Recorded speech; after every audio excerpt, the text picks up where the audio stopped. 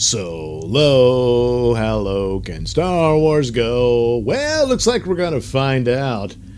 According to the Hollywood Reporter, Solo, a Star Wars story, struggling to hit $115 million in U.S., crashes overseas. Well, they were projected to earn at least $110 million to $115 million for the 4-day holiday, which, of course, a 4-day weekend gives it somewhat of an advantage because it's a little extra time to try to hit those numbers. But now it's looking like, well, they'll probably make it to the 90 million plus range. Well, that's too bad. But this drew some comparisons to Justice League numbers, yes. Most notably, the YouTuber Beyond the Trailer. She suggested this, and she made some good points here. There are some interesting comparisons between the two franchises, where you have, with Justice League, a lot of people believe it at the outset of it, not just the problems with the film itself, but the bad taste in people's mouths left by Batman versus Superman. And so it made its money and all that sort of stuff, and was generally seen as, well, it was profitable, so therefore successful. But no, the critical response was bad, and so on, and people complained about all the things within it. And then you come to Justice League, which is a direct sequel to that one, and it bombs. And this is pretty much in the same position that Solo appears to be.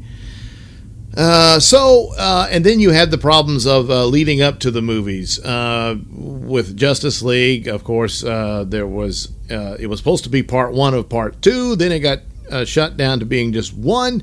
It's too long, so you had to reshoot it. And then Zack Snyder had to leave. It was a terrible tragedy involving his daughter's death and all that. And then a new director comes in to finish it up. And it was so basically the movie was meddled with until it was watered down to the thing that arrived in theaters. Here you have Solo, which you know the story. Lord and Miller brought in, and they wanted to do this comedic approach to the whole thing. It was going to be a lot more of a comedy, and they were butting heads with the Kasdans and what have you. So they got fired. And so then Ron Howard had to come in and clean it up, and apparently, from most reports, reshot most of the film so that it's no longer the same film that they began with. And so there you go. Very similar to what you have here with Joss Whedon taking over from Zack Snyder in the Justice League.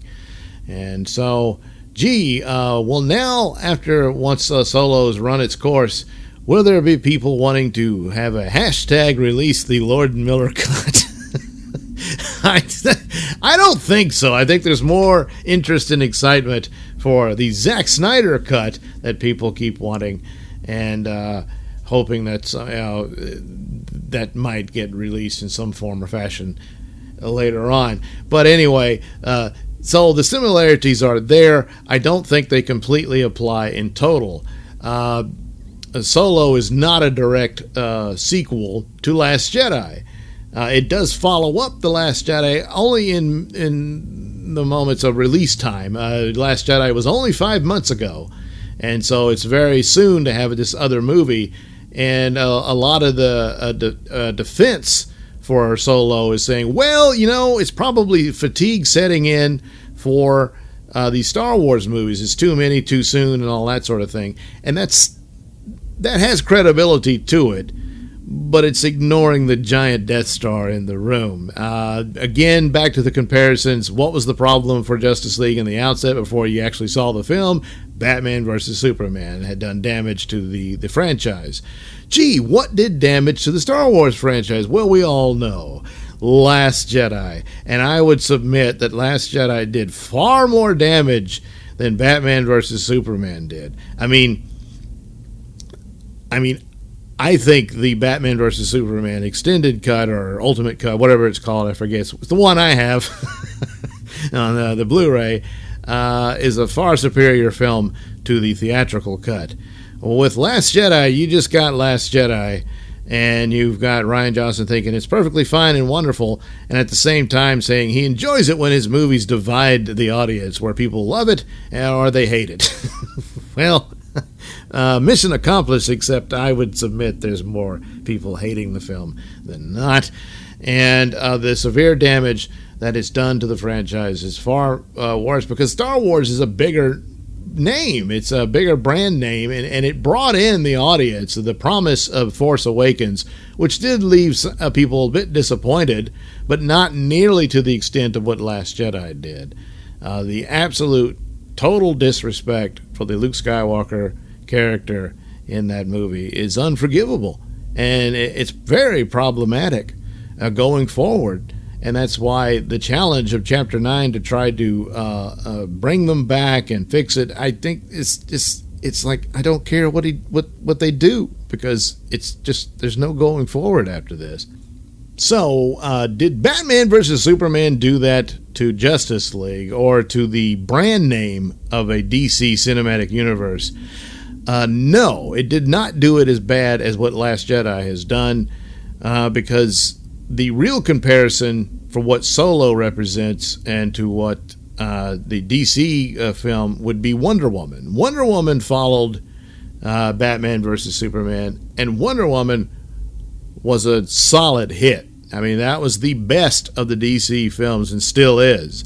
And so the bad feelings about DC Universe doesn't quite hold true leading up to a film that is a standalone film, or, well, standalone means there'll be a Wonder Woman 2, but I mean separate from the storyline of what Batman vs. Superman leads to, because Justice League is the direct sequel to that.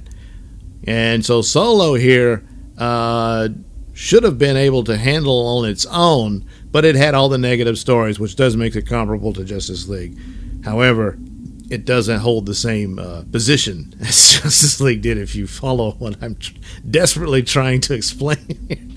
But here, with the damage and the giant pothole within the franchise of Star Wars that Last Jedi has left, has made it very difficult for Solo to break through, compounded, of course, by the problems it had just getting produced.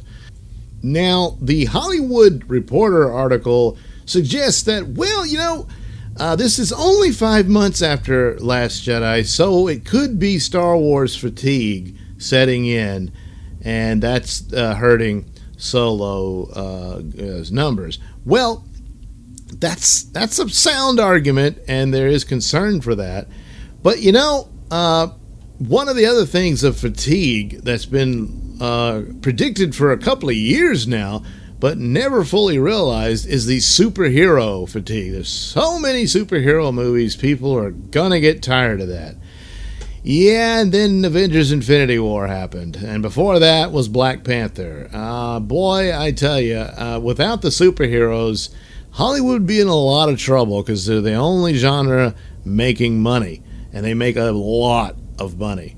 Right now, the direct competitor for Solo was Deadpool. It opened last weekend, did very well with $125 million domestically, $301 million globally. And the film is rated R, and despite all of that, did very well. And so if the superhero genre was, you would think there would be some fatigue there. Doesn't appear to be. In Star Wars, this is the fourth film of the Disney Star Wars films, so I don't think the fatigue is going to explain this in total. I think you have to deal with the giant Death Star in the room, Last Jedi. So it's cast a long dark shadow over the franchise, and I don't know what they can do about it. People are, fire Kathleen Kennedy and all that. Fine. I think they should, but the damage is done. The damage is done. Yeah. Well, they've got Boba Fett coming. Yeah. Oh, well. Good luck, Star Wars. You're gonna need it. Thanks for watching and listening. Hey, why not like and subscribe? There'll be other videos, and they won't always be downers like this one. And while you're here, how about checking out the link description below, which has links to my many stores, which have goodies for you.